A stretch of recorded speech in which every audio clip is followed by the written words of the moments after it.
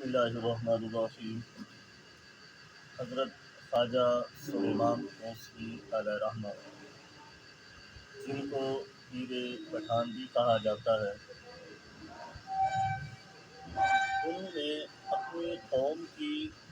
کس طرح اصلاح کی تھی اس کے بارے میں، کہ جب کسی قوم پر زوال آتا ہے تو تمام شعبہ جات میں اس زوال کے اثرات جو ہوتے ہیں وہ مرتب ہوتے ہیں۔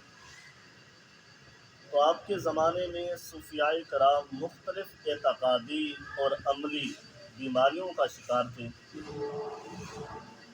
اعمال و وظائف میں حد سے زیادہ اعتقاد تھا، سارا وقت اسی میں وہ گزارا کرتے تھے، اور لوگ جو تھے وہ فسق و فجور میں مبتلا تھے، حکمران عیاشیوں میں مبتلا تھے، اور یہ صوفیاء کرام تسبیحاں لے کر جنگلوں میں بیٹھے، غاروں میں بیٹھے ہوئے تھے، اور اسی کو ہی اپنی عبادت خاص کے ساتھ اس کو تشبیہ دی ہوئی تھی۔ تو حضرت خواجہ سلیمان توسوی علیہ رحمہ نے فرمایا کہ ایسی تسبیح کا، ایسی عبادت کا کیا فائدہ جب مسلمان فسق و فجور میں ہو، حکمران عیاشیوں میں ہو،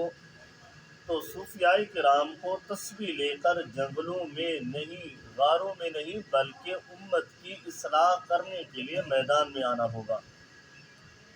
تو آپ نے اس وقت یہ فرمایا تھا کہ سالک ربایت کے غم میں دین خود کے مقصود دارین است،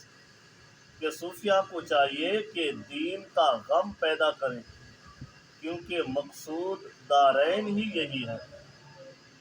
کہ اس کا فائدہ ہی یہی ہے کہ جب آپ کو امت کا درد نہیں ہوگا، جب آپ کو امت کے فسق و فجور کا غم نہیں ہوگا،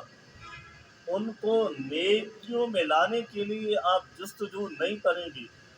انہیں گناہوں سے بچانے کے لیے آپ کوششیں نہیں کریں گے، تو آپ کا صوفی بننا بھی کوئی فائدہ مند نہیں ہوتا۔ دعا ہے کہ اللہ رب العزت ہم سب کو سمجھنے کی توفیق عطا فرمائے۔